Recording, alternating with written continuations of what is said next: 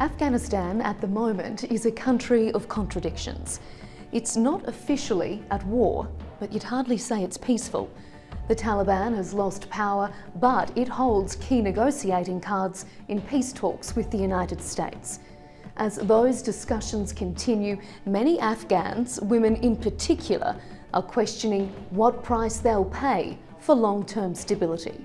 I'm Melinda Nusafora, and I'm speaking to the First Lady of Afghanistan, ruler Ghani, one-on-one.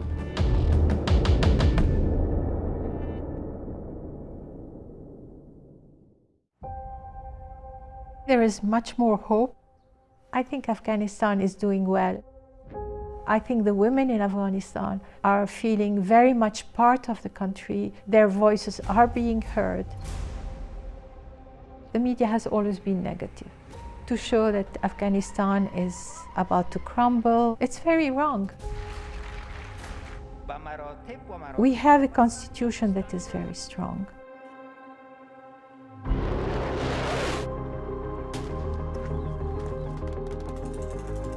The peace is a long process.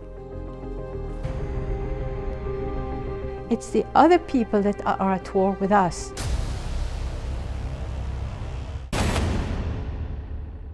Mrs. Ghani, thank you so much for your time and speaking with us one-on-one. Let's begin with what's changed in Afghanistan. Undoubtedly, over the past 18 years, the country looks very different to what it did before. Talk me through what you think are some of the particular positive changes that you've noticed in society. I think there is much more hope among people. I think Afghanistan is becoming more of a normal country. And when it comes to women, I think they're much more visible. Talk me through that a little bit more. They're not just visible, but they are also heard. Indeed. Indeed. This has been a long and slow process, but it started probably in 2001 with the departure of the Taliban. And slowly, the women started to have access to education, to have access to medical services. They were also able to join the workforce. Of course, in the beginning, it was the traditional things as teachers, as nurses, as midwives. But as they started going to university, they started branching out into different fields, and now we have women in all fields. We have them, quite a few of them in the legal field. We have about over 300 judges. We have about, I think, 200 or so prosecutors. We also have public defenders. All these are women that are engaged in the justice system and have made the justice system much more, how shall I say, women-friendly because of their presence. Yeah. There is, though, a significant portion of the population that fear that Afghan women's hard-fought gains could now be traded off or sacrificed during the peace negotiations in order for the Americans to have a quick withdrawal.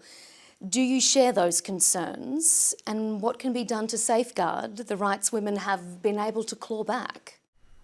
I think you're right, there were these concerns, but I think ever since we've had the Loy Jirga, we need to put that all into a context. My husband, the president, announced the launch of a peace process about a year ago. And he even managed to do call for, and it happened. He managed to have a ceasefire for 3 days during the Eid al-Fitr. And people were very welcoming and were very happy, and they started beginning to hope again for peace. Since then, there have been a lot of different kinds of intervention. First of all, Afghan people themselves started discussing, and you're right, the women were very worried that if ever we entered into negotiations with the Taliban, one of the sacrifices we'll have to do will be the rights that they have acquired and the achievements that they have managed to get during the past 18 years. And do you think that's no longer a concern that they hold? For several reasons, I think it's no longer really something that makes them not sleep at night. Of course, the concern exists, but they feel much more in control. One reason is that they were very active in voicing their concern and in speaking up and saying that this was almost like a red line that could not be crossed. The other aspect is that the government itself, at its highest level, is very pro-women, in as much as we have really encouraged women to join the government. We have maybe now 12 deputy ministers. We have, in the past few years, we've had 6 women that were ministers. Right now there are 3 that are in their post. We have encouraged women to work in the government at all levels, but also the private sector also. We have now a Chamber of Commerce for Afghan women, that they themselves, Afghan women entrepreneurs, have created and have been granted the permission to have, and now they are really, the last news I had is that they are competing in a kind of award ceremony in Rio de Janeiro next June, where they have been selected. Out of 73 chambers of commerce, they selected 12, and the Afghan Chamber of Commerce was selected. So it means that they're really doing big strides. So the Afghan women are much more secure in where they are, because they see that the political will is with them, and that they have been able to voice their concerns. What you have to add to that is that we've had recently the Loy Jirga, which is kind of it's a very traditional quasi-parliament. In my opinion, it's better than a parliament. A Loy Jirga is when you gather people from all over Afghanistan and to discuss one particular issue. In this Loy Jirga, yes. There was, in the Western media, there yes. was some criticism written about it, about the way that women felt that they were treated during this process. We've had a very, Afghanistan has had a very unfortunate relation with the media, in as much as during the past few years, the media has always been negative and has always picked up any little detail that was negative to show that Afghanistan is about to crumble, that it's a weak state and all this. It's not the case. How wrong is that then? It's very wrong. You came, you see, we live a very normal life. Yes, occasionally we have bouts of violence where there is maybe there are suicide bombers, or there are kidnappings, and it's really it's horrible to see the effect of these things. But we move on and we carry on, and we are living our life fully, and our life has been improving very much, especially in the past 5 years, because the economy has been improving. And so I think Afghanistan is doing well. I think the women in Afghanistan are feeling very much part of the country. Their voices are being heard, and I'm not worried for them, and I don't think they are worried for themselves. You pointed out a lot of the successes of women and the roles and positions that they've been able to make their own. Mm. To what extent has Afghan society in general accepted the greater role that women play? Is it true that there are still some segments in the society that have reservations about women in this new role? There are reservations, as there are reservations in any country in the world. I've lived in Europe, I've lived in America, and there are places where women are not very much appreciated or valued. And to this day, economists do not value the work of women at home, which I find totally an aberration, because women are part of the GDP of a country. Their work at home counts for something. So I will not say that women are here much better than everywhere else, but I would say that there is a definite improvement in their situation. They have access to all the things that they need to become important actors in society, and quite a few of them have had the courage to step in and to become public figures. So yes, there might be still pockets here and there, and maybe in the provinces it is more than in urban areas, but we have conducted, my office and some other organization, a survey of women in all 34 provinces. And because we wanted to know what was their position towards peace. And we were surprised at the sophistication of their thought. Even those who cannot read or write, they can think. There appears to be a bit of a campaign almost of rebranding the Taliban. We are hearing stories about them playing cricket, assurances that they don't plan on turning back to the past. Do you believe them? I'll believe it when I see it, okay? But at the same time, they say that they don't like the constitution, our Afghan constitution, which took 18 months to create. Took I don't know how many consultations all over the provinces with people. They say, oh, this is not an Afghan constitution, this is something that came from the West. Well, their information is wrong. It is an Afghan constitution. And the way I see it, it is a unifying element for all members of Afghanistan, because the constitution states so many important things, like no Afghan is higher or lower than any other Afghan, that men and women have the same access to the law, to services, that they are equal in everything, that religion recognizes the two schools of thought, the Hanafi and the Jafari schools of thought. It is in the also one thing that was very interesting. One woman who's an entrepreneur told me that at first they were very worried about the Taliban, because if ever they don't want the constitution, then the free economy that we have, the system of free economy that we have here, would be totally in danger. It could not, and that a lot of people, not only women, but men and women that are business people, were worried about that. So we have a constitution that is very strong.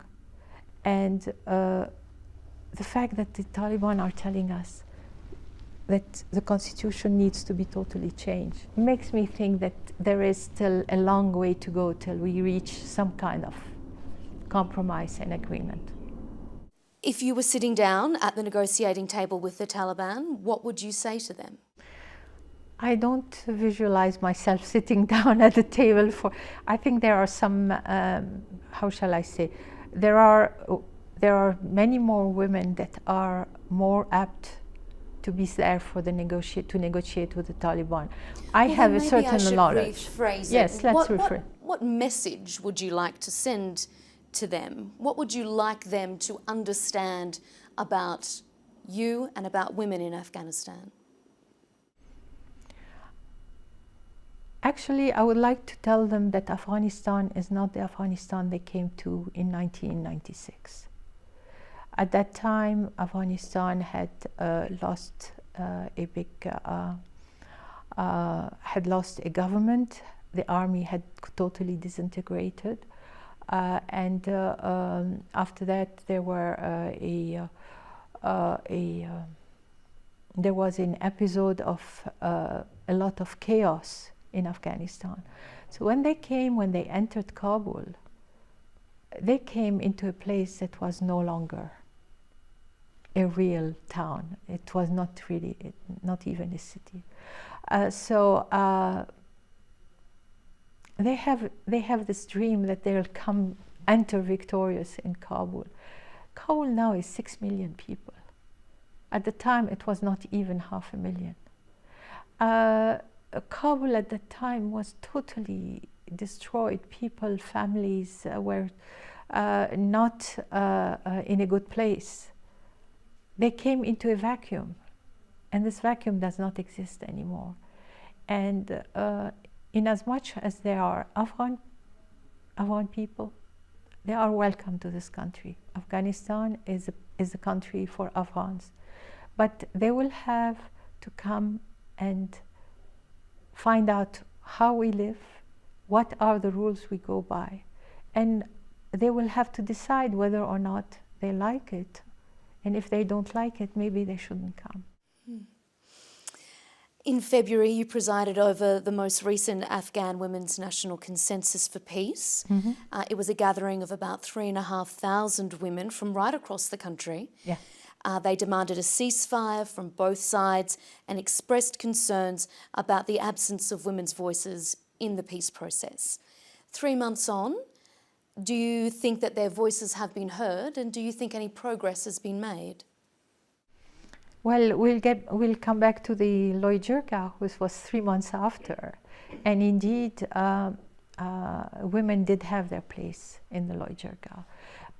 We even at the administrative, there is a head of a chair of the Loy Jirga, which has secretaries. Of the 5 secretaries, there were actually it has deputies. Of the 5 deputies, 2 were women, and then had 5 secretaries, of which again 2 were women, and the spokesperson for the Loy Jirga was a woman.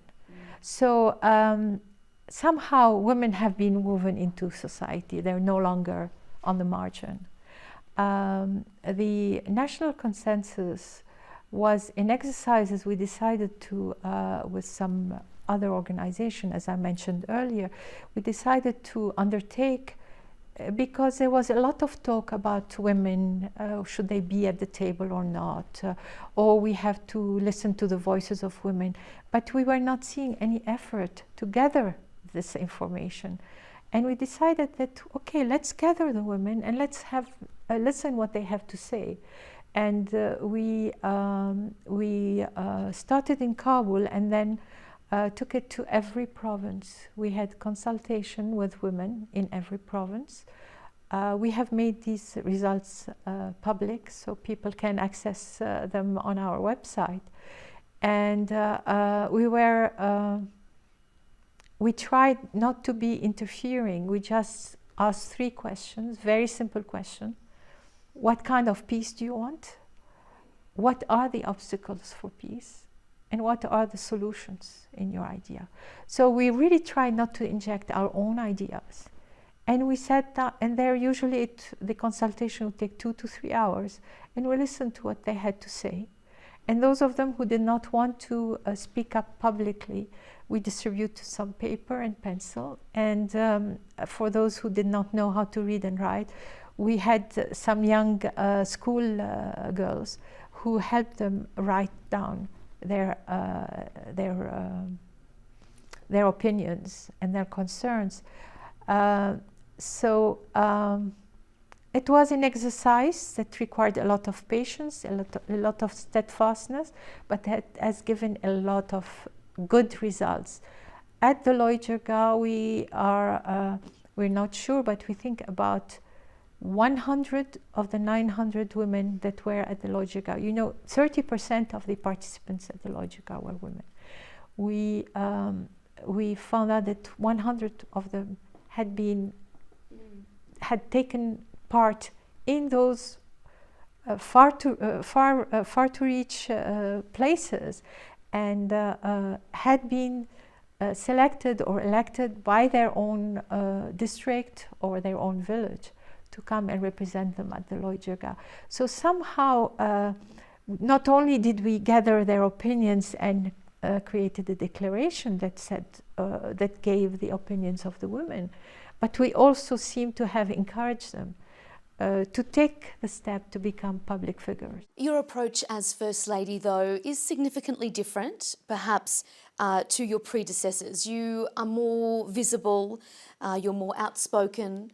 How do you interpret your role as First Lady? I think the difference is even more than what you're mentioning. I'm much older than my predecessors. The First Lady before me was in her childbearing age and had 4 children during the... And if you've had children, you know that you don't have time to do anything else. So I don't like to be compared. And also the fact that I'm older, there is a certain respect that comes with age in the society. And I have been able to push the envelope, but not necessarily in a very scandalous way, no, but to be more present in public life. I don't necessarily go around in public. I do a lot of video messages, but I receive a lot of people in here. I have an open door policy, and I like to listen to what people have to say. And actually, this has helped me a lot, because instead of coming and having ideas and saying, okay, this is what we're going to do, I listen to people, I see what their problems are, and when I see that there is a systemic problem, I try to address it. We had, like this, I helped found a cancer foundation. I helped organize with the relevant ministries a treatment center for drug addicts. I helped encourage the Office of the President to have a commission for women in prisons. I've kept an eye on the orphanages, you know, the usual things that First Ladies do. But I think this is what I'm doing as myself, but maybe what I'm doing also is listening to people and encouraging them. I never tell them what they need to do, because I don't know what their situation is. How can I tell them from just sitting here? But I tell them that, you know, you find your solution, and I will be there to protect you. And it has really, it has helped them. And I remember this the story like 2 years into my mandate, and a lady who runs a hotline was telling me that had come to see me, and I was saying, you know, I'm not really well known, I don't really have much power. And she said, are you joking? I'll tell you, I had to dismiss one of my employees, and you know what her reaction is? Oh, I'm going to go and complain to the First Lady.